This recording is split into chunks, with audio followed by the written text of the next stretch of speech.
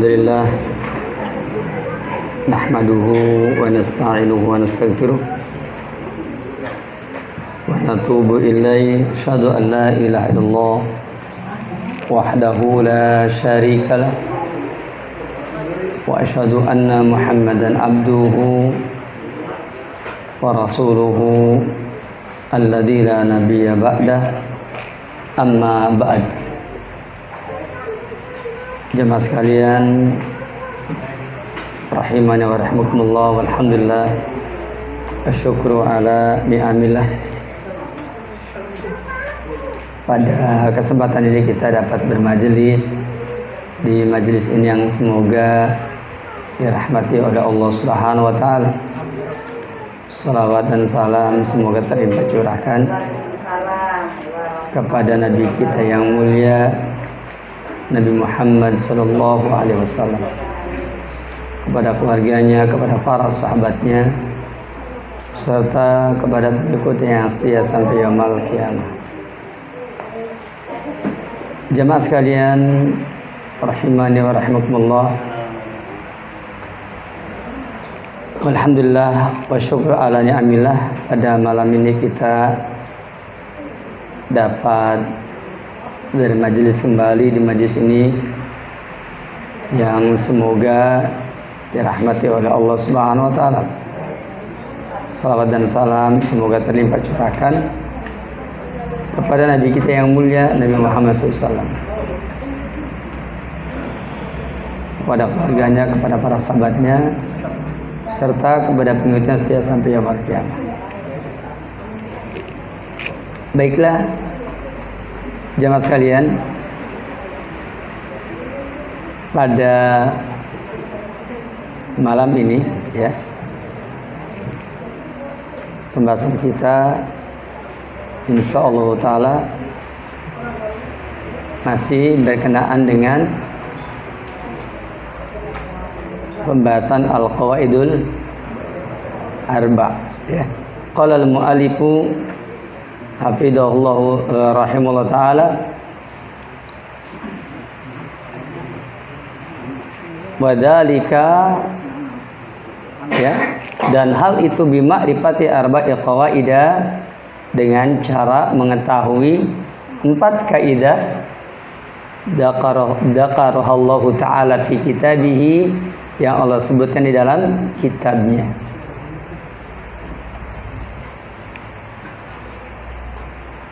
Al-qaidatul ula, kaidah yang pertama ya.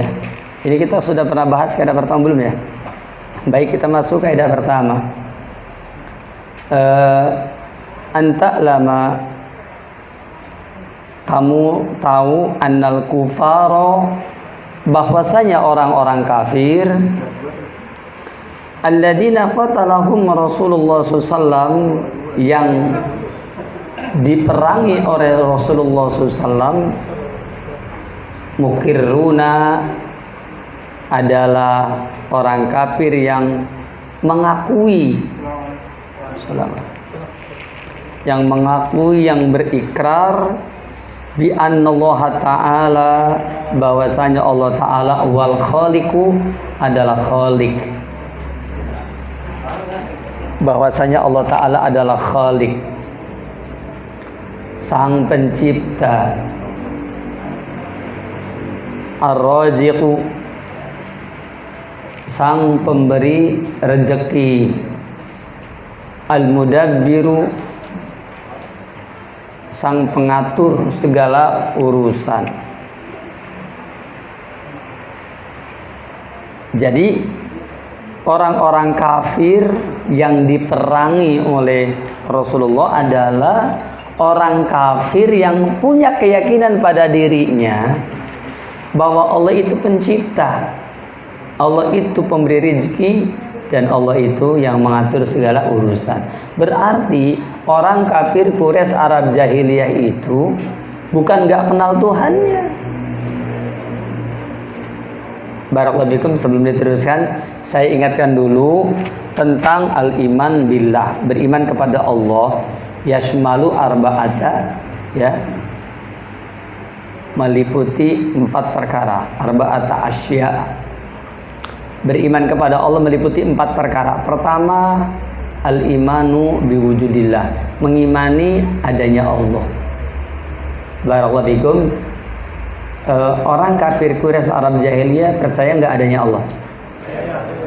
Kalau ada orang yang tidak percaya adanya Allah, berarti pahamnya apa? Ateisme. Anti atau tidak teisme, Tuhan, tidak bertuhan. Ateisme. Begitu. Kata Fadilatul Syekh Muhammad bin Jamil Zainu, ateis itu lebih jelek daripada iblis. Kenapa? Karena iblis mengaku Allah itu sebagai pencipta.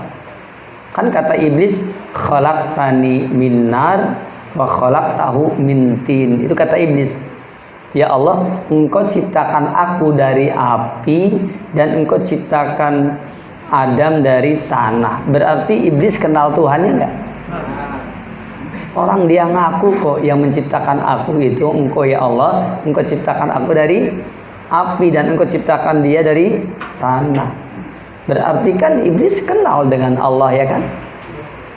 Berarti iblis meyakini Allah itu ada. Oh iya, bahkan bukan hanya ada, iblis juga itu punya tauhid rububiyah, yaitu mengakui Allah sebagai penciptanya. Ar-Razik, pemberi rezeki. Orang kafir Quraisy Arab jahiliyah meyakini Allah pemberi rezeki. Al-Mudabbiru, yang mengatur segala urusan. Orang kafir Quraisy Arab jahiliyah meyakini Allah mengatur segala urusan. Berarti orang kafir Quraisy Arab jahiliyah itu yakni memiliki keimanan akan wujud Allah. Yang keduanya juga mempunyai keimanan akan rububiyah Allah. Begitu. Bahkan yang lebih menarik lagi, orang kafir Quraisy Arab jahiliyah juga meyakini Allah di atas langit. Ketika ditanya, ada berapa Tuhanmu? 7. Di mana saja? 6 di bumi, 1 di langit. Siapakah yang paling kamu takuti? Yang berada di langit. Siapakah dia? Allah. Berarti orang kafir Quraisy Arab jahiliyah itu memiliki tauhid asma wa sifat. Dia punya tauhid asma wa sifat, meyakini Allah itu di atas langit. Orang zaman sekarang malah banyak yang tidak tahu kalau Allah di atas langit. Ditanya Allah di mana? Di mana-mana. Orang kafir Quraisy ditanya di mana Allah itu? Allah di atas langit.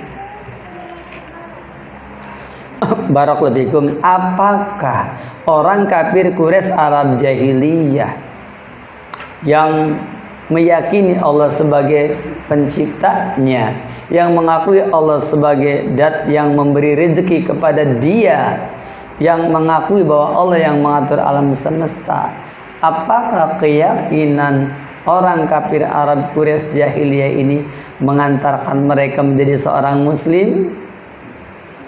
Jawabnya tidak. Keyakinan Allah itu ada tidak mengantarkan dia menjadi seorang muslim. Keyakinan mereka bahwasanya Allah itu adalah zat pemberi rezeki, zat pencipta, zat yang mengatur segala urusan, tidak mengantarkan orang kafir Quraisy Arab jahiliyah menjadi seorang muslim. Bahkan mereka meyakini Allah di atas langit, juga tidak mengantarkan dia menjadi seorang muslim. Bahkan iblis juga, apakah iblis tidak yakin adanya Allah? Yakin. Apakah iblis tidak punya tauhid rububiyah? Punya. Apakah iblis termasuk kafir? Iya. Iblis itu termasuk kafir. Iblis termasuk kafir.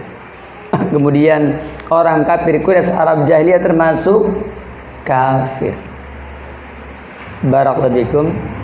Jadi ya, orang kafir ya yang diterangkan di dalam firman Allah yang mulia ini, yakni orang musyrik yang diterangkan di sini, itu bukan orang yang tidak tahu Allah itu ada, bukan orang yang tidak punya keyakinan kalau Allah adalah sang pencipta, kalau Allah adalah sang pemberi rezeki, kalau Allah adalah yang mengatur segala urusan. Bukan, justru dia memiliki keyakinan itu, mereka memiliki keyakinan itu. Namun wa anna dzalika, semua itu lam yudkhilhum, tidak menjadikan mereka, tidak memasukkan mereka fil Islam, ke dalam Islam.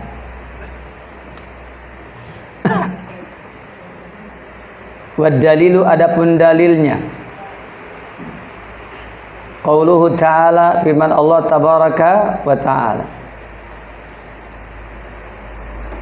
Apa itu dalilnya? Yaitu firman Allah subhanahu wa ta'ala yang Allah firmankan di dalam surah Yunus ayat 31. Qul may yarzuqukum minas samai wal ard. Katakanlah, siapakah yang memberikan rizki kepada kalian dari langit dan bumi? Amman yamliku sam'a wal absar. Atau siapakah yang memiliki pendengaran dan penglihatan? Siapakah yang menguasai pendengaran dan penglihatan? Wa may yukhrijul hayya minal mayyit. Dan siapakah yang yang mengeluarkan yang hidup dari yang mati?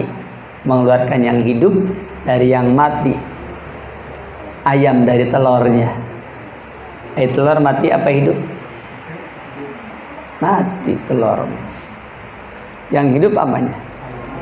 Ayamnya. Mengeluarkan yang hidup dari yang mati. Tanaman dari tanah, ya kan? Tanah disiram oleh air, bumi disiram oleh air, tumbuh tumbuh-tumbuhan. Ini namanya apa? Ini namanya teori abiogenesis. Ya, ada teori biogenesis, ada teori abiogenesis. Ya. Atau ini namanya pipo ex oppo.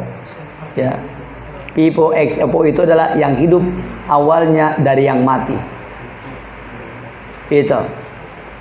Wa yukhrijul mayyita minal hayy. Dan siapakah yang mengeluarkan yang mati dari yang hidup? Telur dari ayam. Telur dari ayam. Apakah telur mati? Iya. Dari mana? Dari ayam. Apakah ayam hidup? Iya. Itu namanya oppo ex pipo. Begitu. Apa itu? Oppo ex pipo adalah oppo, yakni telur, ya. Seperti itu. Keluar dari pipo yang hidup, ayam. Begitu. Jadi ada teori biogenesis, ada abiogenesis. Ya dulu waktu belajar apa? Biologi begitu. Ya hitung-hitung murojaah saja lah. Ya, lumayan kan pernah sekolah gitu. Ya.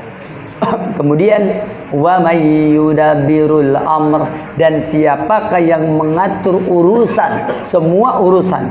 Fasayaquluna Allah, mereka semua mengaku apa? Allah. Faqul afala tattaqun, lalu katakanlah, afala tattaqun, kalau kamu sudah tahu begitu, kenapa kamu tidak bertakwa? Afala tattaqun, kenapa kamu tidak bertakwa? Kata-kata afala tattaqun maknanya adalah afala tata'abbadun, kenapa kamu tidak ibadah?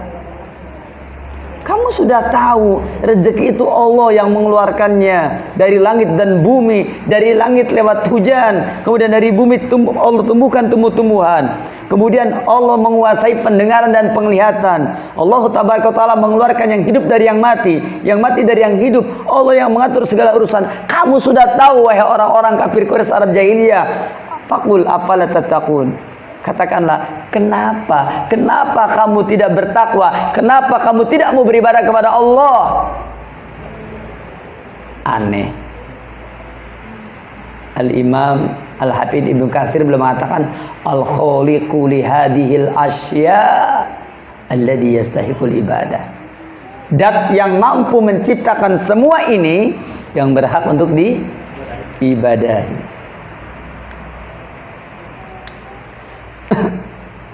Ini penjelasan yang sangat menarik sekali.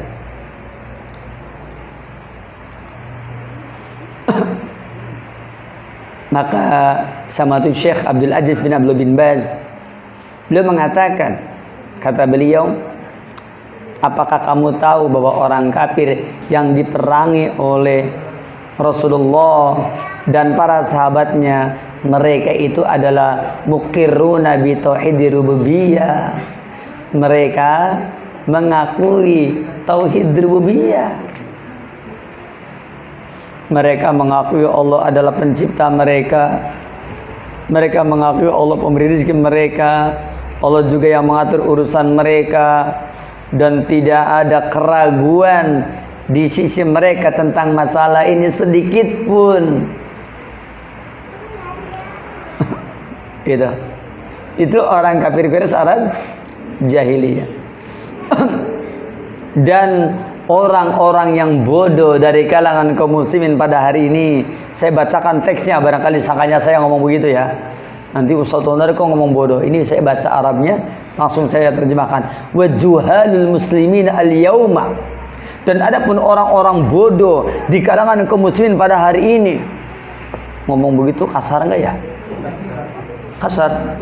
Jadi juhal diterjemahkannya apa? Dan orang-orang yang tidak tahu dari kalangan kita, orang serem ya. Dan orang-orang yang tidak tahu dari kalangan kaum muslimin pada hari ini, yahsabuna, mereka menyangka anal iqrar bihada tauhid yakfi, bahwa mengikrarkan, mengakui dengan tauhid ini yakfi, mencukupi. Ada tuh gerakan-gerakan Islam zaman sekarang yang mereka memaknakan la ilaha illallah, yang harusnya la ma'budu bihaqqin illallah, tidak ada zat yang diibadahi dengan sebenarnya kecuali Allah, oleh mereka ditafsirkannya la khaliqa illallah, tidak ada pencipta kecuali Allah, la raziqa illallah, tidak ada yang memberikan rezeki kecuali Allah, la mudabbiru illallah, tidak ada yang mengatur seluruh urusan kecuali Allah, la malika illallah, tidak ada yang menguasai hari pembalasan kecuali Allah. Ada yang mengatakan la ilaha illallah, tafsirnya itu. Barakallahu fikum. Benar tidak? Tidak ada pencipta kecuali Allah. Benar tidak? Benar tidak? Tidak ada pemberi rezeki kecuali Allah. Benar apa tidak? Benar tidak bahwasanya tidak ada yang mengatur segala urusan kecuali Allah? Benar apa tidak? Benar apa tidak bahwasanya tidak ada yang menguasai hari pembalasan kecuali Allah? Benar apa tidak? Tetapi semua ini tidak benar kalau dianggap sebagai tafsir bagi la ilaha illallah. Kenapa? Karena la ilaha illallah bukan itu persoalannya. La ilaha illallah adalah la ma'budu bihaqqin illallah. Tidak ada zat yang diibadahi sebenarnya kecuali Allah.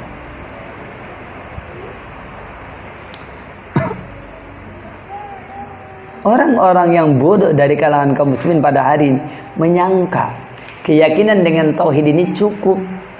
Kalau cukup, orang kafir Quraisy Arab jahiliyah kabeh jadi muslim. Kenyataannya kata Rasul apa? Kafir mereka. Kafir musyrik.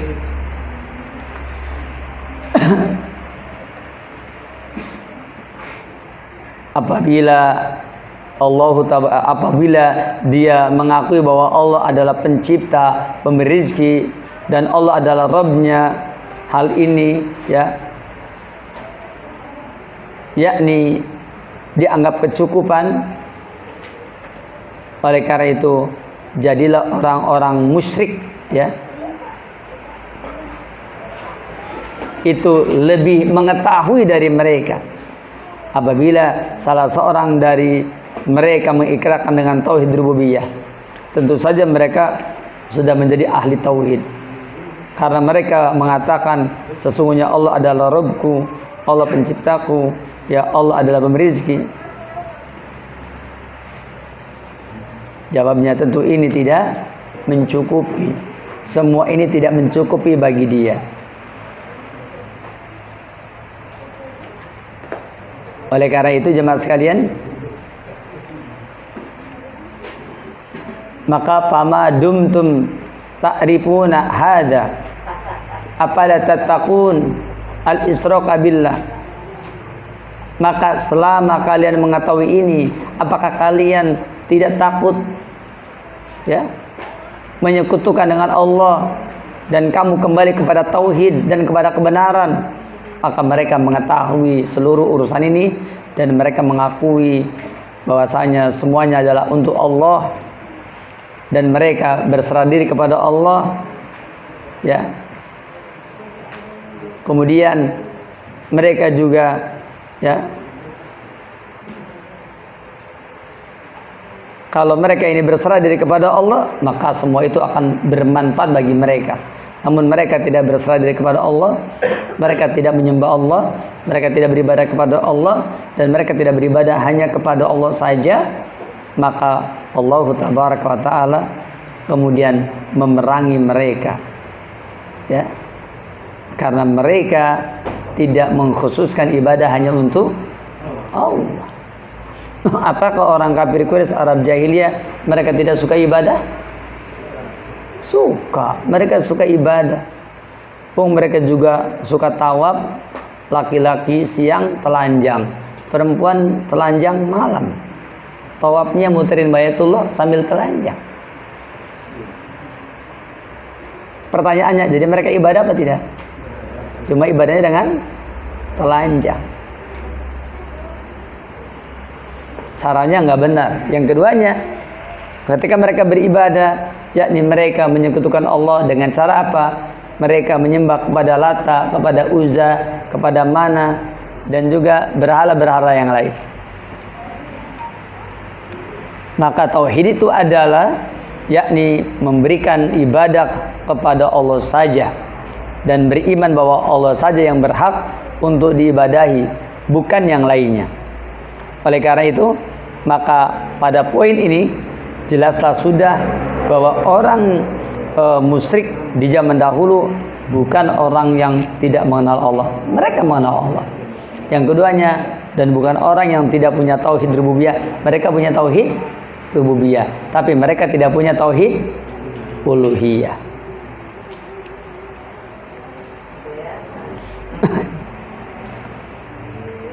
Barakallahu.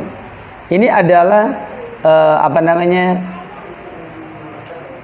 orang musyrik yang pertama, yaitu orang musyrik yang pertama, yakni mereka yang ya mengenal Allah, mereka juga memiliki tauhid rububiyah, tapi mereka tidak memiliki tauhid ya uluhiyah. Begitu. Dan ketika mereka tidak mempunyai tauhid uluhiyah, maka mereka memberikan ibadahnya bukan kepada Allah. Makanya dikatakan bahwa musyrikun kafir, maka dia seorang yang musyrik lagi kafir.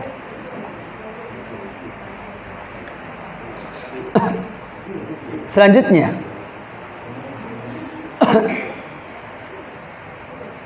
kemudian kita masuk ke bagian yang kedua. Ya, kita masuk bagian yang kedua. Setelah tadi kita sudah membahas poin yang pertama, yaitu orang yang disebut sebagai orang yang melakukan kesyirikan. Jadi orang yang melakukan kesyirikan di zaman dahulu itu bukan orang yang tidak mempunyai tauhid sama sekali, tetapi mereka adalah orang yang mengetahui wujud Allah. Mereka juga adalah orang yang memiliki tauhid rububiyah. Baik, selanjutnya kita masuk kepada poin yang kedua. Begitu. Kita masuk ke tauhid yang kedua, yaitu musyrik yang kedua. Siapakah orang musyrik yang kedua ini? Ya, disebutkan bahwa orang yang kedua ini adalah annahum yaqulun, bahwasanya mereka adalah orang yang mengatakan ma da'awnahum, kami tidak meminta kepada mereka, ya, ma da'awnahum, tidaklah kami meminta kepada mereka, wa tawajjahna ilaihim, dan tidaklah kami menghadapkan wajah kami kepada mereka, illa, melainkan litolabil qurbati, tujuannya cuma untuk mencari kurbah, pendekatan, supaya dekat dengan Allah. Kalau bahasa sekarang sih lewat calo, biar cepat, biar ekspres. Wasyafaati, bahwa kami berdoa kepada mereka, kami menghadapkan diri kami kepada mereka, itu dalam rangka ya ditolabil kurba, supaya dekat aja, supaya cepat dikabulkan. Wasyafa'ah, dan juga supaya syafa'ah, diberi pertolongan.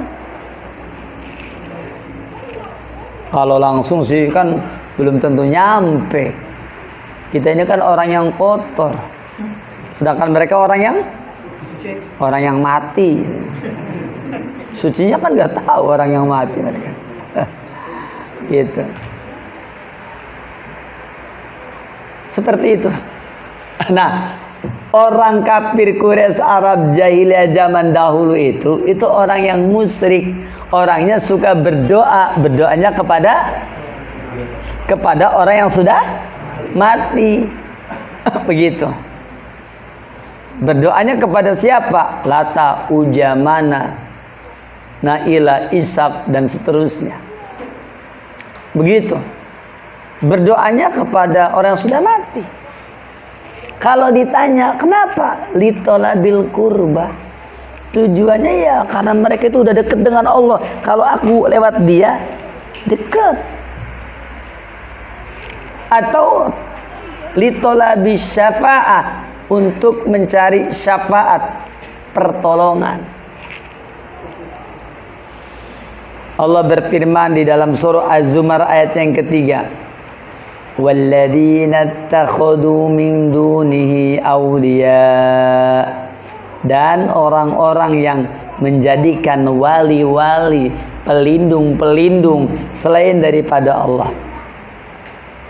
Ma na'buduhum illa liqarribuna ilallahi zulfa, kami tidak menyembah mereka, kami tidak beribadah kepada mereka, illa, melainkan liqarribuna, hanya supaya mereka mendekatkan kami ilallahi zulfa, kepada Allah dengan sedekat-dekatnya. Kami berdoa lewat dia itu supaya kami ya menjadi yang sedekat-dekatnya. Innallaha yahkumu bainahum fima hum fihi yakhtalifun, sesungguhnya Allah menghukumi di antara mereka tentang apa yang mereka perselisihkan. Innallaha la yahdi man huwa kadibun kafar, sesungguhnya Allah tidak akan memberikan petunjuk kepada orang yang pendusta lagi kafir. Jadi ada orang yang mereka beribadah kepada orang yang sudah mati, tujuannya supaya dekat kepada Allah. Begitu. Barakallahu fikum. Sama enggak dengan orang zaman sekarang ya? Sama apa persis? Persis.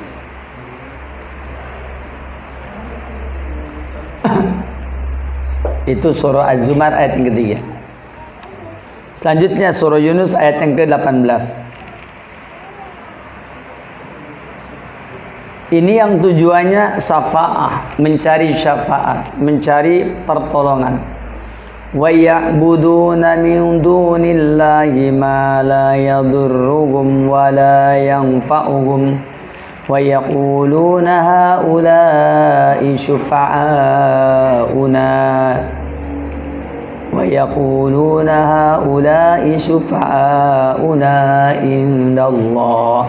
Apa katanya?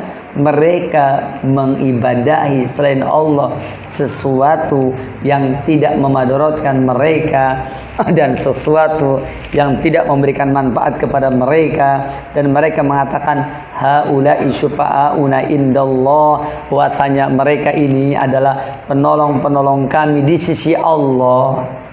Haula'i syufa'auna indallah, mereka ini adalah penolong-penolong kami di sisi Allah. Sama kan? Mereka tidak menyembah kepada selain Allah sesuatu yang tidak bisa memadaratkan mereka ketika mereka tidak mau menyembah, dan tidak akan memberikan manfaat kepada mereka kalau mereka menyembah. Wa yaqulun, dan mereka mengatakan haula'i syufa'auna indallah, bahwasanya ini nih orang-orang yang mati yang aku mintakan syafaat ini, mereka ini yang aku beribadah kepada mereka ini, itu supaya syufa'auna indallah, supaya mereka ini dapat menolong kami di sisi Allah Subhanahu wa taala.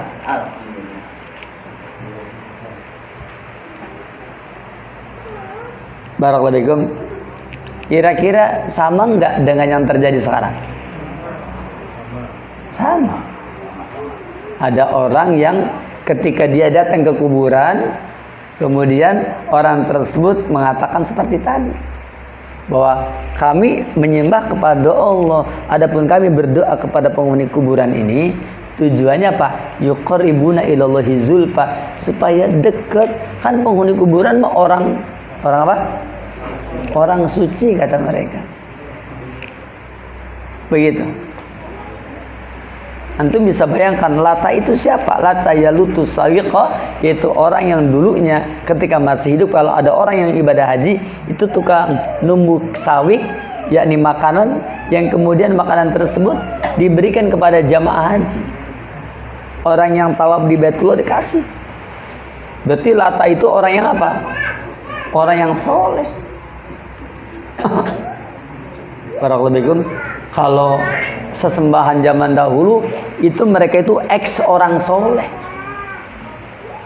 ya kan? Tapi kalau orang-orang zaman sekarang yang menyembah kuburan itu kadang-kadang kuburannya kurang diseleksi. Ya maksudnya apakah memang ini kuburan orang soleh atau tidak kan nggak tahu. Sing penting mah mbah buyut kan begitu. Kamu tahu ini orang soleh? Kagak tahu sih. Pokoknya yang penting mbah buyut.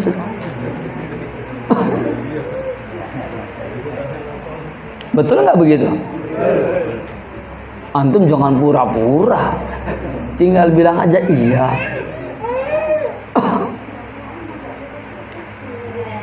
Jawabannya sama. Ya supaya dekat. Supaya bisa menolong kami. Perhatikan ya mas sekalian, sama enggak dengan yang diterangkan dalam ayat Allah ini? Sama. Ini adalah orang-orang yang musyrik di zaman dahulu, yang zaman sekarang juga sama begitu. Emangnya Lata itu apa sih? Lata itu kuburan. Tuhan Lata itu kuburan, jamaah. Antum bisa lihat dalam kitab tafsir Ibnu Katsir bahwasanya Tuhan Lata itu adalah kuburan. Kalau nggak percaya buka sendiri tafsir Ibnu Katsir. Lata itu kuburan.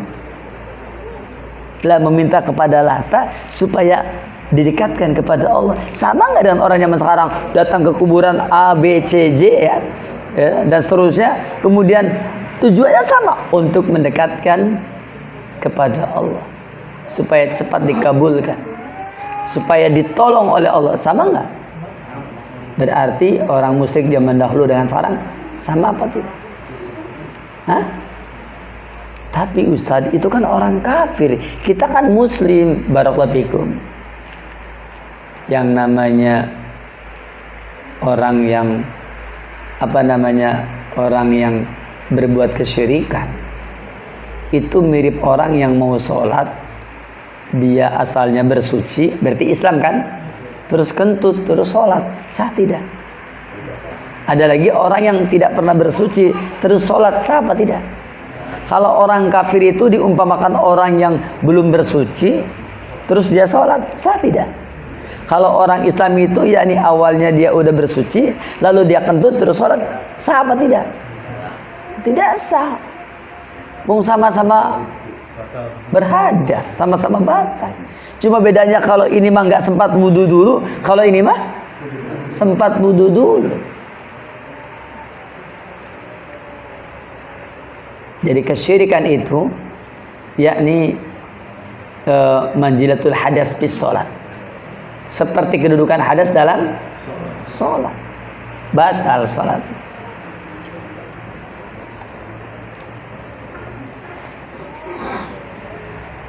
Wasyafa'atu syafa'atani, syafaat ada dua.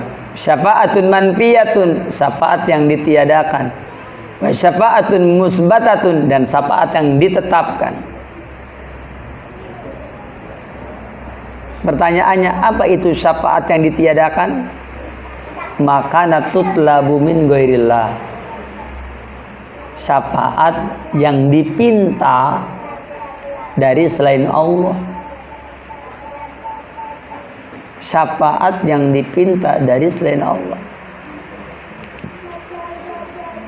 Fima la yaqdiru alaihi illallah, dalam perkara yang mana tidak ada yang mampu kepadanya kecuali Allah. Allah berfirman dalam surah Al-Baqarah ayat 254, kata Allah, ya ayyuhalladzina amanu, wahai ingatlah orang-orang yang beriman, anfiqu mimma rajaqnakum min qabli ayyatiya yawmu la bay'un fihi wala khullatu wala syafa'ah wal kafiruna humuz zalimun. Ini surat Al-Baqarah ayat 254.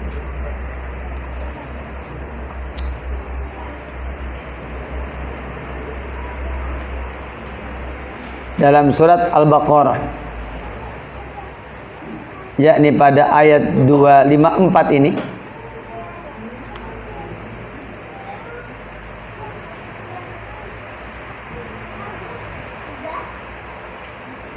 disebutkan bahwa wahai ingatlah orang-orang yang beriman, infakkanlah sebagian apa yang telah dirizkan kepada kalian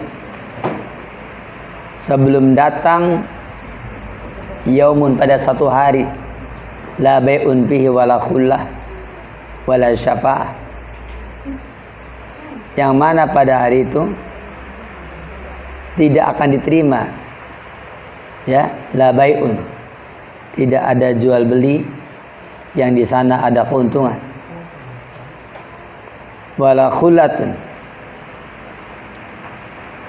dan tidak ada harta yang kamu tebus dengannya diri-diri kamu dari azab Allah, wala syafa'ah, ya. Kemudian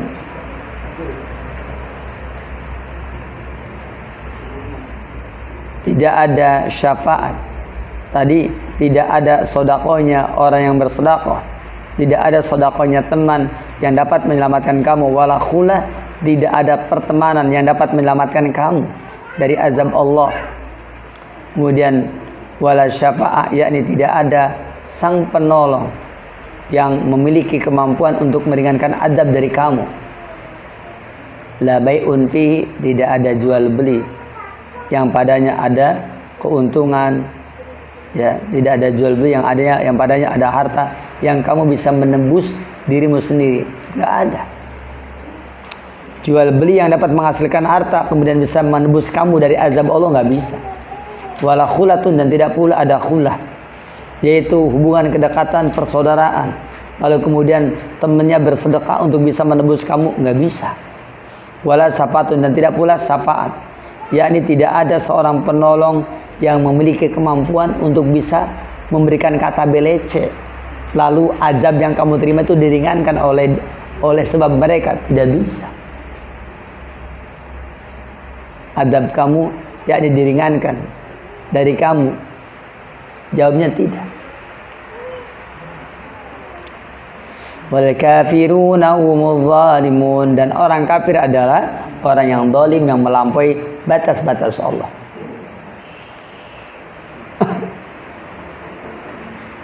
Ini berarti syafaatnya ditiadakan. Kenapa?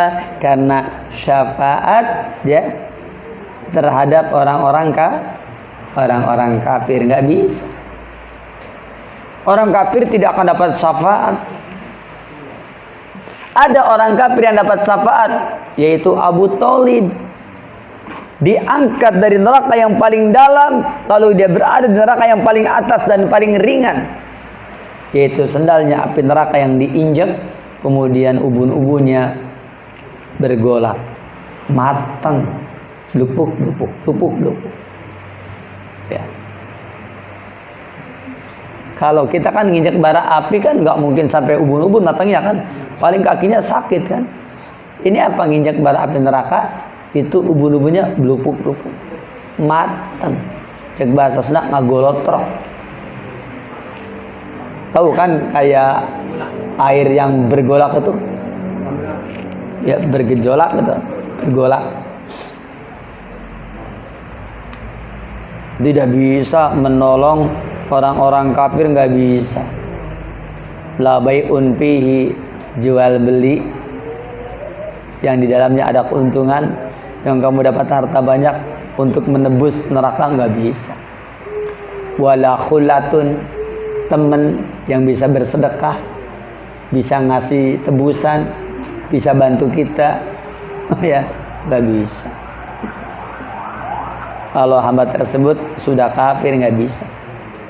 Wala syafaatun, atau ada penolong yang mereka memiliki kemampuan untuk meringankan azab yang kita azab orang yang ada di neraka, nggak bisa. Itu namanya syafaat manfiyah. Syafaat yang ditiadakan adalah syafaat kepada orang kafir. Wasyafaatul musbatah. Adapun syafaat yang musbatah, itu syafaat yang ditetapkan adalah hiyallati tutlabu minallah, yaitu syafaat yang dipinta dari Allah. Wasyafi'u mukarramun bisyafaati.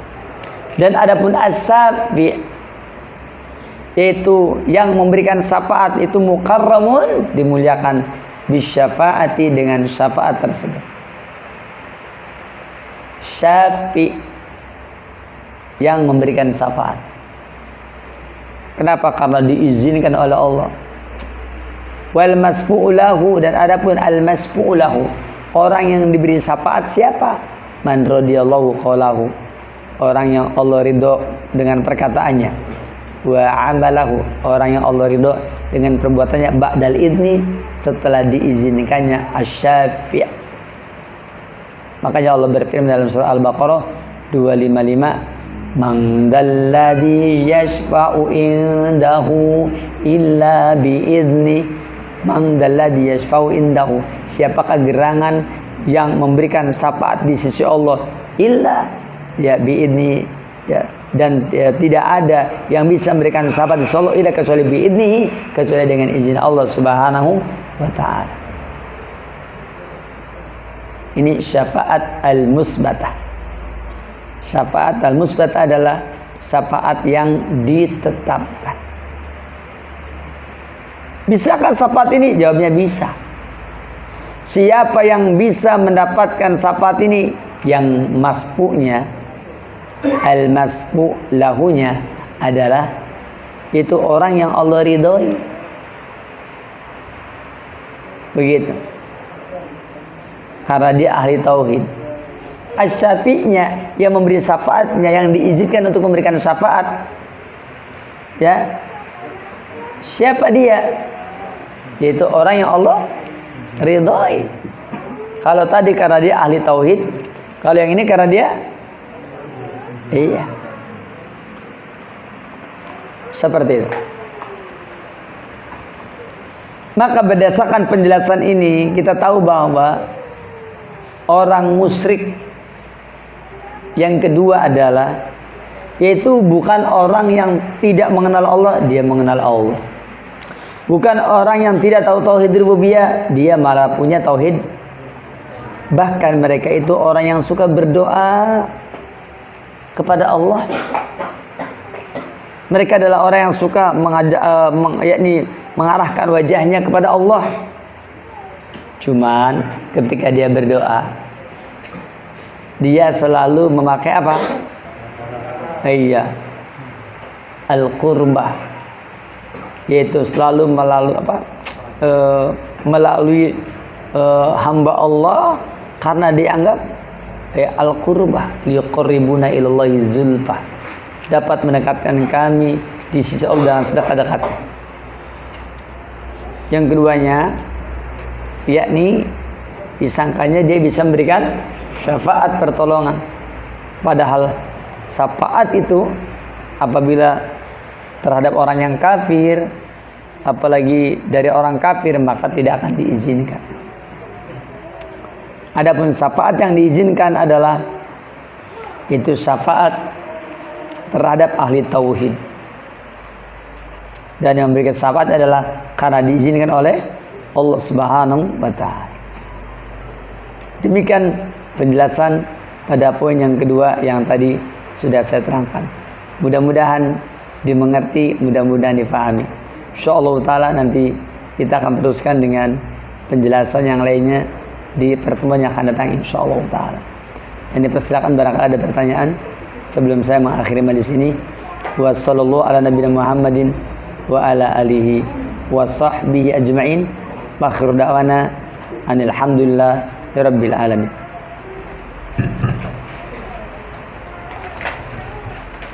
Bismillahirrahmanirrahim.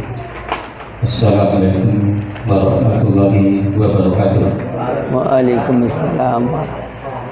Mohon maaf sebelumnya apabila terjadi ketersinggungan atau kesalahpahaman pada pertanyaan saya, bukan bermaksud ke arah itu. Ini hanya dalam rangka edukasi keislaman untuk memperkuat dan mempertebal benteng-benteng tauhid di antara kita. Adapun pertanyaannya sebagai berikut. Para salaf radhiyallahu anhum telah menyebut mengenai para tukang kisah dan kurufat serta penyembah kubur dan praktek-praktek kesyirikannya. Pertanyaannya, bagaimana metode para salaf dalam hal ini untuk menyikapi dengan aman terhadap mereka? Dikarenakan kegiatan mereka sangat masif dan karyanya pun sangat produktif. Lagi-lagi sebagai contoh, saya bacakan, barang siapa yang membaca itu amalan pada malam Jumat 10 kali atau setidak-tidaknya 1 kali, maka fadilahnya sebagai berikut. Jika ia meninggal, maka jenazahnya diantar oleh Rasulullah SAW. Dan dalam pertanyaan kubur oleh Munkar dan Nakir, maka Rasulullah lah yang mewakilinya. Segitunya untuk supaya benteng-benteng tauhid kita aman. Mohon penjelasan yang mantap dari Bapak Ustaz. Terima kasih. Wassalamualaikum warahmatullahi wabarakatuh.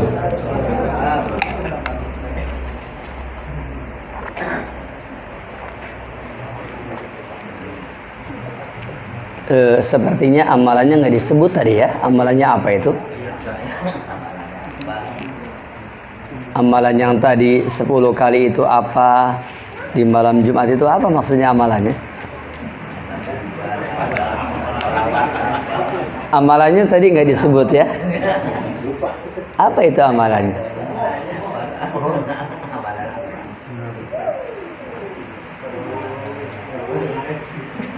Sampai di situ aja. Iya.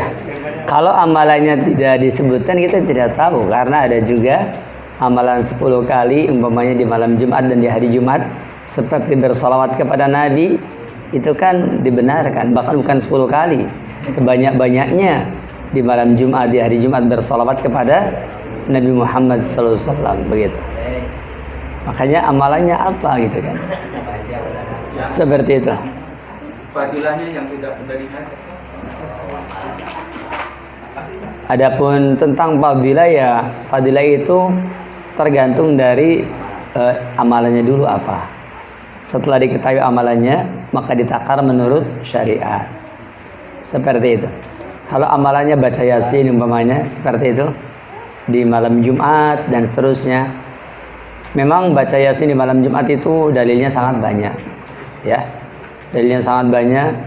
Dan saya dulu ketika melakukan penelitian terhadap keutamaan surah Yasin, saya ambil dari kitab Tafsir Durrul Mansur karya Al-Imam Jalaluddin Abdurrahman bin Abu Bakar Asyuti, dan juga kitab-kitab yang lainnya, terutama dari kitab itu ya, itu ternyata dikumpulkan tidak kurang dari 54 jalan, ya, 54 jalan hadis begitu. Dan waktu itu kami mencari, kami ketemunya cuma 46, berarti kurang 6 lagi, kurang 6 lagi, kurang 8 ya, kurang 8 ya waktu itu. Dari 54 kami mendapatkannya 46 jalan waktu itu. Dan memang membaca Yasin di malam Jumat itu riwayatnya tidak ada yang sahih. Tidak ada yang sahih. Dan diterangkan banyak keutamaannya. Siapa yang baca Yasin begini begitu, maka pahalanya adalah ini dan itu, banyak sekali. Mungkin supaya supaya Anda juga mengetahui, saya coba datangkan jalur periwayatan tentang baca Yasin di malam Jumat, ya, atau keutamaan baca Yasin.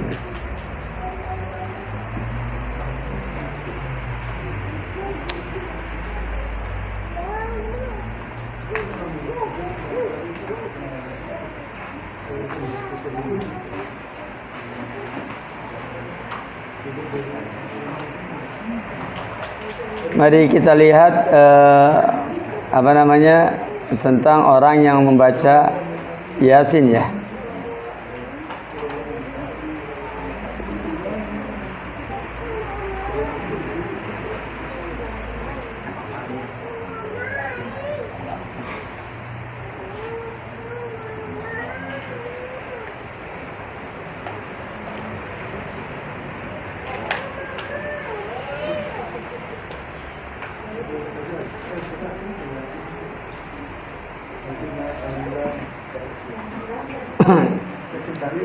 Kita ambil contoh ya.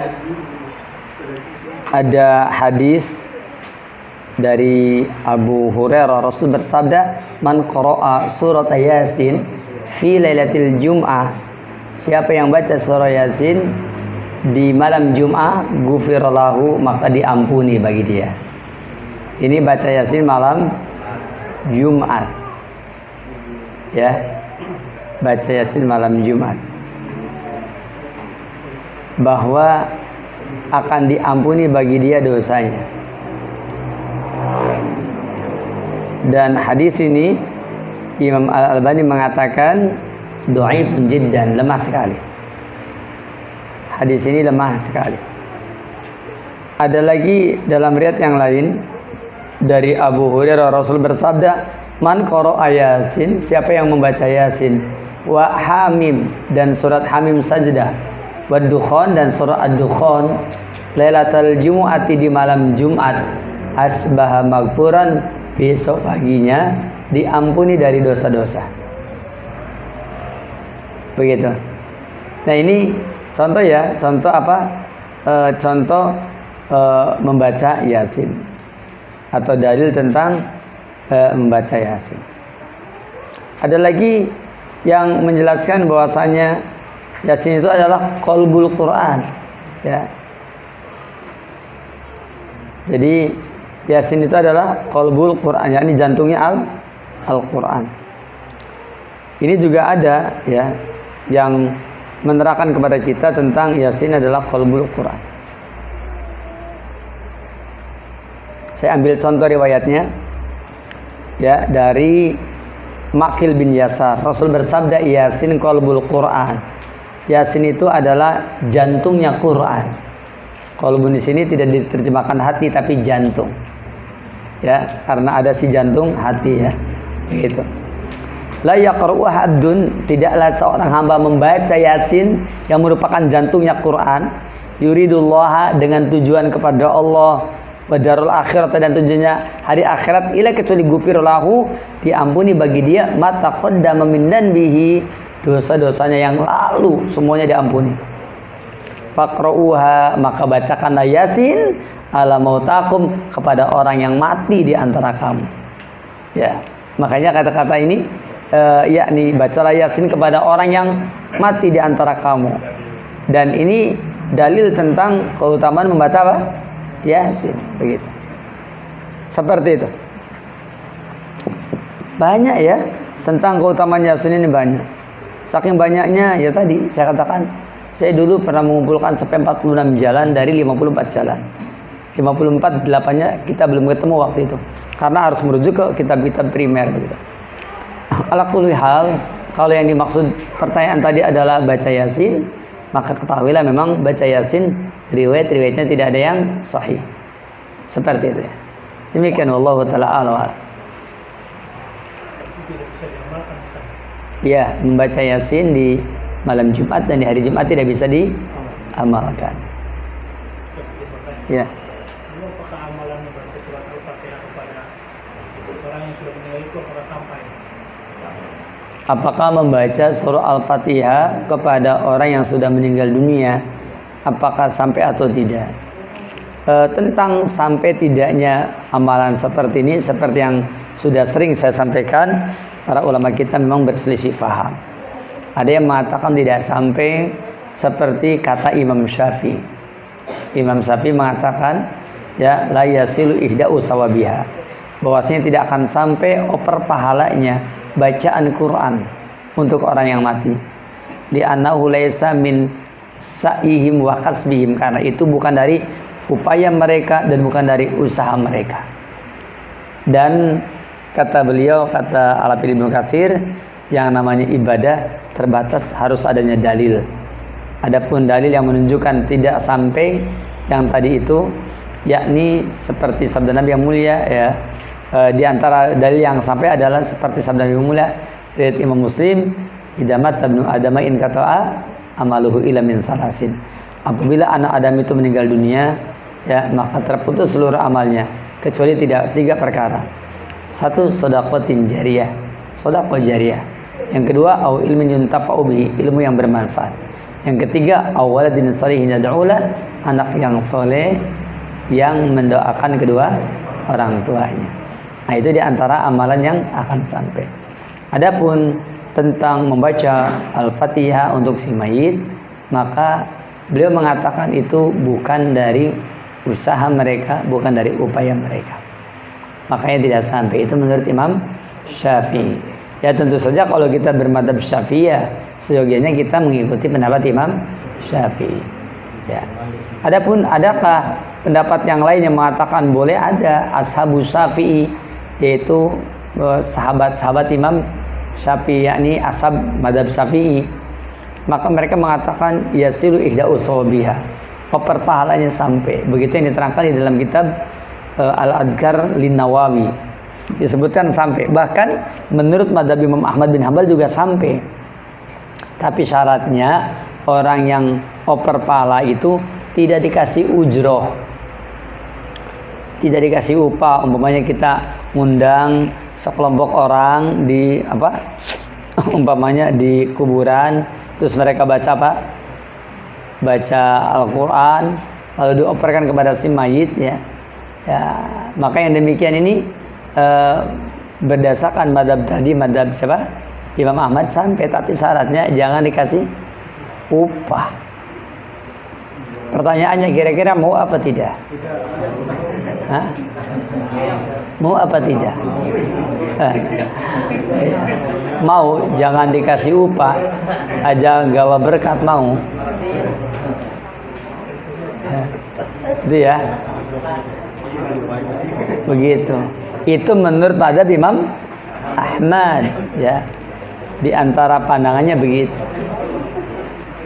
Tetapi madhab Syafi'i adalah madhab yang terkuat dalam urusan ini. Jadi yang lebih tepat adalah la yasilu ihda'u sawabiha, tidak akan sampai over pahalanya. Demikian wallahu a'lam.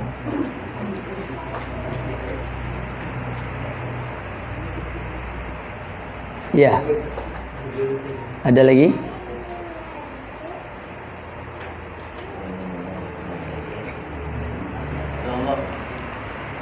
Kalau menghafalkan atau baca ayat-ayat Hijri itu boleh enggak itu Pak Ustaz?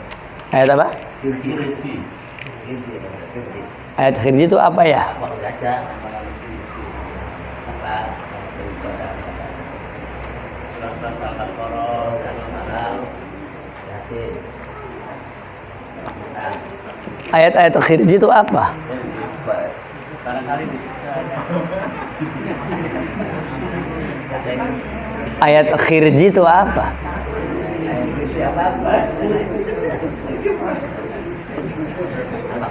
Atau manjil aja, manjil.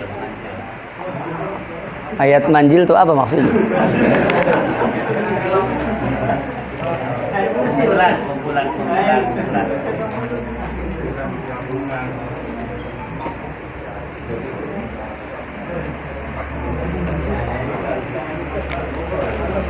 Ayat 5 gitu. Ayat 7, ayat 15 gitu maksudnya? Iya, ada. Dia termasuk ini. Iya, ayat 5. Iya, yang seperti itu sebenarnya ayat 5, ayat 10 ya, ayat berapa ya? Lupa lagi saya juga. Ayat 15 ya, yang seperti itu apa maksudnya? Kita juga nggak paham itu. Memang dulu saya juga suka baca begitu, tapi ya baca-baca aja karena memang nggak ngerti ya. Tapi maksudnya apa ayat-ayat itu? Ayat pilihan mungkin maksudnya. Dipilih-pilih kemudian setelah itu dibacakan. Pertanyaannya jadi ada surat 15 itu, ayat 15, surat ayat 5 gitu. Surat ayat 5, ayat 9 apa? Enggak ada. Itu rekayasa aja. Surat-surat tertentu dibaca, ayat tertentu dibaca, ada yang ada dalilnya, yang sahih ada. Tetapi ayat tersebut dibaca ya sesuai dengan yang berlaku di dalilnya gitu. Bukan digunakan untuk oper pahala, bukan. Ya. Tapi kalau kita membaca ayat-ayat tertentu, surat-surat tertentu sesuai dengan umpamanya sesuai dengan dalilnya, tidak ada masalah. Yang penting ada dalil yang sahih. Begitu. Umpamanya antara maghrib dan isya disunahkan membaca surah Al-Baqarah. Antara maghrib dan isya. Pertanyaannya, antara maghrib dan isya kita bacanya surat apa? Al-Baqarah sampai tamat. Hah? Itu kan dalilnya sahih. Ya, membaca surat Al-Baqarah antara maghrib dan isya. Tapi kan banyak orang yang tidak mau baca apa? Iya, surat Al-Baqarah. Karena mungkin surat Al-Baqarah panjang. Begitu, sehingga akhirnya ya nggak jadi tuh bacanya.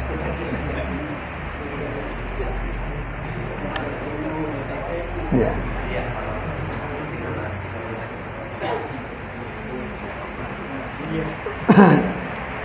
Nih, baca surat Al-Baqarah nih yang sahih ya. Ini riwayat-riwayat yang sahih nih, saya bacakan nih. Contoh. Apa katanya?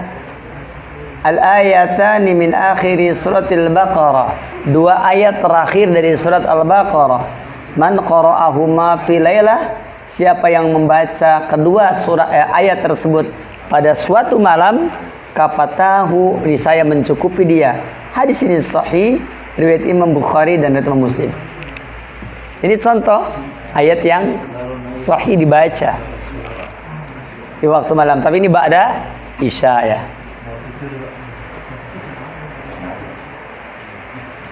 Ayatnya mana? Amanar rasul bima unzila ilaihi min rabbihi wal mu'minun kullun amana billahi wa malaikatihi wa kutubihi wa rusuli la nufarriqu baina ahadin min rusuli wa qalu sami'na wa ata'na ghufranaka rabbana wa ilaikal masir. La yukallifullahu nafsan illa wus'aha laha ma kasabat wa 'alaiha ma iktasabat. Rabbana la tu'akhidna in nasina aw akhtana. Rabbana wa la tahmil 'alaina isran kama hamaltahu 'alal ladzina min qablina. Rabbana wa la tuhammilna ma la taqata lana bi wa'fu anna waghfir lana warhamna anta maulana fansurna 'alal qaumil kafir. Ini ayat 285, 286. Dan ayat ini itu turun dari bawah arasy. Dan ayat Allah yang mulia ini memiliki keutamaan dan termasuk ayat ruqyah yang paling ditakuti oleh syaitan. Ya, di antaranya ini. Seperti itu. Nah, ini hadisnya sahih. Riwayat Imam Bukhari Muslim. Ya. Ini contoh membaca surat Al-Baqarah. Begitu. Ada lagi yang membaca surat Al-Baqarah antara maghrib dan isya. Itu disyariatkan. Jarang tuh yang mau ngamalin antara maghrib dan isya baca Al-Baqarah tuh. Jarang. Kenapa? Keburu entok waktunya.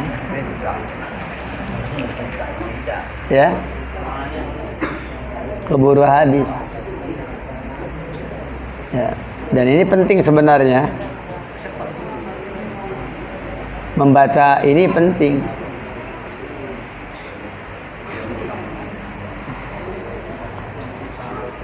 Ada lagi?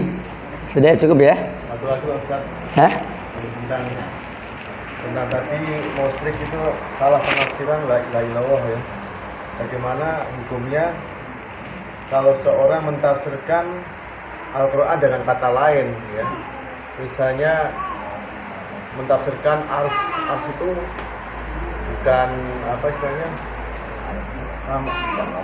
iya istilahnya yang agung, tapi ada yang menyatakan itu kursi Allah atau kekuasaan Allah. Kemudian tangan Allah itu katanya bukan tangan tapi suatu apa untuk kekuatan Allah kayak gitu. Ini kalau penafsiran seperti itu hukumnya apa Pak Ustaz dihukumkan? Apa Iya. orang yang lalai atau orang yang melampaui batas? Orang yang menafsirkan umpamanya tangan Allah ditafsirkan dengan kekuatan, itu namanya takwil. Takwil itu adalah tafsir tanpa dalil, namanya takwil. Apakah ini sesuatu yang keliru? Jelas ini keliru dan ini menyimpang dari thariqah salafus shalih di dalam memahami ayat. Ya, di dalam memahami ayat yang harusnya yadahu mabsutatani, dua tangan Allah terbuka. Makna yadahu secara lafaz kita terima, secara makna kita terjemahkan yadahu dua tangan Allah, lalu oleh kita dipahami dengan kekuatan. Ya, boleh nggak dipahami dengan kekuatan? Ya boleh kalau ada dalilnya, dan ternyata tidak ada dalilnya yang sahih. Kenapa saya katakan tidak ada dalil yang sahih? Karena kalau persoalan dalil ada tapi tidak sahih. Ada yang ada maksudnya tangan ditakwil dengan kekuatan itu ada riwayatnya tapi tidak sahih. Nah, karena tidak sahih ya, maka kata-kata yadahu ya diterjemahkan dengan tangan. Adapun seperti apa bentuk tangannya, wallahu a'lam. Yadahu kita terima secara lafadznya. Yadahu kita terjemahkan dua tangan Allah. Seperti apa kaifiatnya tangan Allah, wallahu a'lam. Kenapa? Karena tangan makhluk tidak sama dengan tangan Khaliq. Barakallahu. Saya mau tanya, antum yang punya tangan dengan antum yang tidak punya tangan, mana yang lebih sempurna? sesuatu yang pada makhluk sempurna, maka pada Allah jauh lebih sempurna. Allah itu mempunyai tangan. Di dalam riwayat Imam Muslim dikatakan wakilahuma yaminani, kedua tangan Allah dua-duanya kanan. Saya mau tanya, kebayang apa tidak? Kebayang apa tidak? Enggak. Kebayang gimana? Kayak pernah ketemu aja. Seperti apa tangan Allah? Wallahu a'lam. Namun yaliqu bijalalihi wa karamihi, yang layak dengan kemuliaan Allah dan keagungan Allah. Barakallahu fikum. Saya mau tanya, kalau kita tangannya ada berapa? Satu tangan, yang kedua tangan kanan baik apa jelek? Tangan kiri baik apa jelek? Hah? Tangan kiri jelek apa baik? Yang benar. Sampean ngomong sama anaknya, makan pakai tangan kanan, Dek, jangan pakai tangan kiri. Ini tangan, antum nggak jujur ya? Ini tangan jelek. Saya mau tanya, kalau ini tangan ini baik, antum makan pakai tangan kanan apa tangan kiri? Hah? Kalau antum makan kanan apa kiri? Kalau ada orang makan pakai tangan kiri, boleh apa tidak? Hah? Iya, siapa yang makan pakai tangan kiri? Syaitan. Orang yang makan pakai tangan kiri itu adalah fi'lu syaitan, perbuatan setan. Makanya di dalam hadis riwayat Imam Muslim dikatakan wakilahuma yaminani, kedua tangan Allah kedua-duanya kanan. Kebayang apa tidak? Ya tidak. Mau siapa kang ngomong kebayang? Anak-anak maning bae ya. Kebayang kayak pernah ketemu bae. Bisa dipahami nggak tuh? Saya mau tanya, antum punya keyakinan bahwasanya Allah punya dua tangan, itu keyakinan antum akan menjadi mulia. Seperti Allah mempunyai mata. Allah punya mata. Apa dalilnya? Dajjal pernah mengaku Tuhan kan? Ya enggak? Kemudian kata Rasul, innallaha laysa bi'a'war, sesungguhnya Allah itu tidak buta sebelah matanya. Jadi mata Allah ada berapa? Iya, tapi tidak buta seperti Dajjal mah buta sebelah, bukan Allah. Allah itu tidak buta sebelah. Kayak apa mata Allah? Wallahu a'lam. Yang jelas yaliqu bijalalihi wa karamihi, yang layak dengan keagungan dan kemuliaan Allah. Saya mau tanya, apa ruginya kalau orang tidak meyakini Allah punya dua mata? Apa ruginya? Ruginya nanti antum di akhirat ketika antum bertemu dengan Allah, antum jadi bingung, itu mata siapa? Kita kaum muslimin di akhirat nanti di padang mahsyar akan melihat wajah Allah, dan nanti kita masuk ke dalam surga. Kalau kita ditakdirkan masuk surga, dan semoga masuk surga semua, maka kita akan melihat wajah Allah. Ru'yatul ain bil ain, mata memandang mata. Kalau antum nggak punya keyakinan Allah punya mata, nanti begitu antum melihat wajah Allah, mata Allah, antum akan bilang, kan matanya sopo. Paham tidak? Jadi penting nggak antum meyakini Allah punya wajah? Nanti di akhirat ada wajah Allah tampak, antum nggak bisa tahu itu adalah wajah Allah. Begitu pula Allah berfirman, yoma yuksafu ansak, yoma yuksafu ansak, pada hari tersingkapnya betis pada hari kiamat nanti. Antum tahu nggak? Ketika tersingkapnya betis, apa yang antum lakukan? Jawabnya molohok. Ngerti molohok? Melongo. Kenapa melongo? Karena antum nggak punya keyakinan Allah punya betis. Siapa yang mengatakan Allah punya betis? Allah sendiri di Quran. Yauma yuksafu ansak, pada hari tersingkapnya betis. Betis siapa? Kata Rasulullah itu adalah betis Allah. Saya mau tanya, ya Allah punya betis dengan Allah tidak punya betis, lebih mulia mana? Hah? Antum nggak punya betis dengan antum nggak punya betis, mulia mana? Antum nggak punya betis, berarti antum apa? Dingklang. Antum punya betis, mulia apa tidak? Apalagi Allah membina Allah, tetapi betis Allah seperti apa? Ya tidak sama. Tukang meja punya kaki. Mejanya punya kaki. Kaki tukang meja dengan kaki meja podo apa beli? Ya beli pada. Ya kan beda. Karena apa? Karena meja itu yakni kakinya ya tidak bisa berdarah ya kan. Tetapi tukang bikin meja kakinya bisa berdarah, kan beda. Ya antum jangan menyamakan Allah dengan makhluknya. Kan Allah berfirman, "Laisa kamitslihi syai'un", tidak ada sesuatu yang serupa dengan Allah. Namun Allah berfirman, "Wa huwa samiul basir", dan Allah itu sami, mendengar. Al-basir, melihat. Saya mau tanya, Allah mendengar? Iya. Allah melihat? Sampean mendengar? Sampean melihat? Berarti Allah kayak sampean? Ya tidak. Ya kan, mendengarnya sampean awalnya tidak bisa mendengar. Mendengarnya Allah Maha mendengar. Mendengarnya sampean akhirnya nggak bisa mendengar. Mendengarnya Allah senantiasa Maha mendengar. Walaupun sama-sama mendengar, sama tidak mendengarnya? Nggak sama. Melihat, apakah antum melihat? Allah melihat? Iya. Namun melihatnya antum diawali dari tidak melihat, ya kan? Namun melihatnya Allah yakni senantiasa melihat. Dan Allah tabaraka wa taala adalah zat yang maha melihat. Penglihatan kita terbatas, penglihatan Allah tidak terbatas.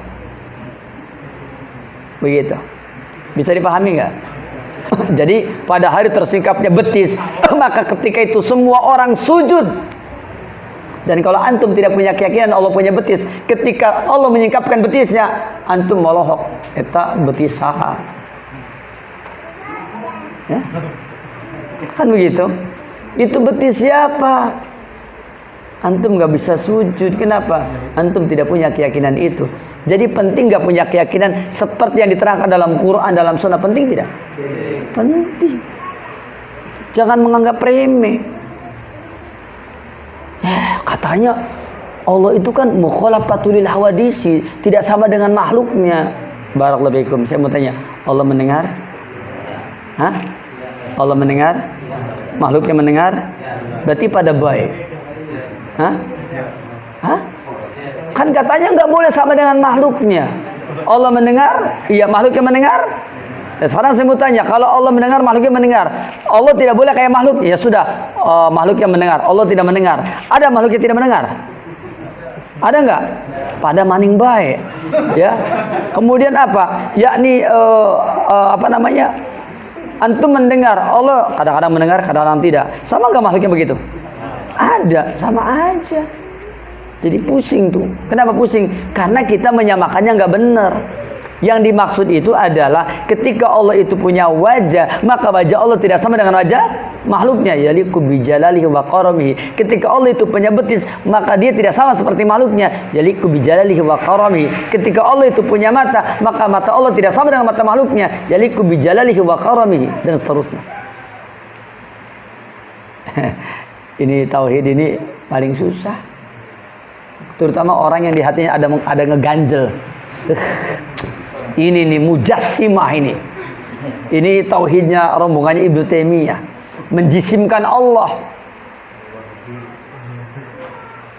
Ya. Jamaah sekalian, saya mau tanya, Allah itu ada apa tidak ada? Allah itu ada.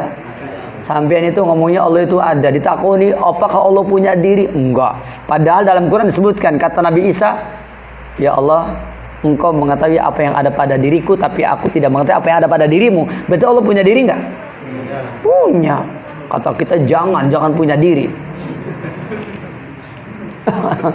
Allah punya wajah, kata antum jangan punya wajah. Antum tuh serba ngilok-ngilok baik itu kan. Ya, Allah punya wajah jangan. Ya antum kok ngilok-ngilok terus. Giliran antum punya wajah boleh. Giliran Allah tidak punya wajah enggak boleh. Emangnya kalau Allah punya wajah hina Allah itu? Tidak hina, apa aja yang hina? Apa coba lemahnya Allah kalau Allah punya wajah? Apa lemahnya Allah kalau Allah punya mata? Bahkan sebaliknya, kalau Allah itu tidak punya mata, antum akan bilang Allah nggak punya mata. Kok ngomongnya picek, ya kan? Begitu, jelek gitu. Makanya Allah punya mata lebih mulia daripada Allah tidak punya mata. Yaliqu bi jalalihi wa karamihi. Jadi Pak Ustaz, Gusti Allah kayak priben? Jawabnya ya seperti yang diterangkan dalam Quran dan Sunnah. Tapi tetap yang nggak bisa dibayangkan. Ya tidak. Emang tidak bisa dibayangkan. Terus nanti bagaimana ya Ustaz, kalau saya umpamanya bermimpi bertemu dengan Allah? Jawabnya diterangkan di dalam kitab Badul Masai dan juga kitab-kitab yang lain. Manusia dapatkah melihat Allah di dalam mimpinya? Jawabnya dapat. Seperti apa? Yakni pemandangan dia melihat Allah. Jawabnya seperti prasangka antum. Bagaimana antum berprasangka, di sanalah Allah akan yakni memberikan atau memberitahukan kepada antum. Seperti itu. Kalau antum mengikuti prasangka seperti yang diterangkan dalam kitab dan sunnah, maka antum akan bertemu dengan Allah sesuai dengan itu. Tapi kalau antum yakni berprasangka tentang Allah dengan sesuatu yang antum yakni tidak berkeyakinan dengan apa yang ada pada kitab dan sunnah, maka seperti itulah keadaan antum. Saya mau tanya, bisakah kita melihat Allah sekarang? Gak bisa. Bisakah kita melihat Allah melalui mimpi? Bisa nggak kita melihat Allah melalui mimpi? Bisa.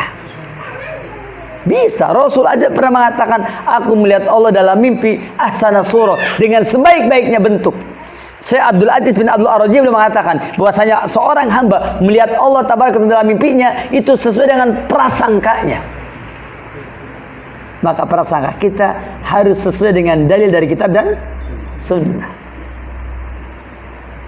Wah, kayaknya tambah butek kayaknya. Tambah butek apa tambah cerai? Semoga Allah memberikan taufik dan hidayah kepada kita untuk memahami masalah ini insyaallah. Banyak kitab yang harus kita pelajari ya, satu-satu aja lah. Satu-satu aja dulu. Sekarang membedakan dulu musyrik itu apa, gitu ya. Harus ngerti mana musyrik, mana bukan. Ini kita sudah menerangkan 2 poin. Coba diulangi lagi yang tadi, barangkali orang kelingan. Musyrik yang pertama apa tuh? Wah, salah kelingan maning. Barlen, durung bubarus kelalen. Yaitu orang yang dia mengakui Allah itu ada, orang yang punya tauhid rububiyah, tapi dia tidak memiliki tauhid uluhiyah. Ini orang musyrik. Yang keduanya apa? Orang yang mereka itu suka berdoa kepada Allah, ya. Maaf, mereka yang suka berdoa kepada yakni selain Allah, ya, beribadah kepada Allah dengan selain Allah. Ya, dengan apa? Dengan punya anggapan bahwa mereka ini bisa dua, yaitu bisa mendekatkan dia kepada Allah dengan sedekat-dekatnya, atau bisa menolong, ya, menolong dia di hadapan Allah Subhanahu wa taala. Nah, ini orang-orang yang suka berdoa, ya, kepada Allah Tabaraka taala, ya, dengan melalui, ya, ini nih, melalui orang-orang yang sudah mati, karena dianggap dia dekat kepada Allah, atau dianggap dia sudah bisa yakni memberikan syafaat, ya. Ya, seperti itu. Dan ini merupakan kekeliruan, dan itulah merupakan contoh orang-orang musyrik di zaman dahulu yang juga sama dengan orang di zaman sekarang. Demikian barangkali, semoga bermanfaat, dan kita akhiri di sini. Subhanaka Allahumma hamdik asyhadu alla ilaha illa anta astaghfiruka wa atubu ilaik. Assalamualaikum warahmatullahi wabarakatuh.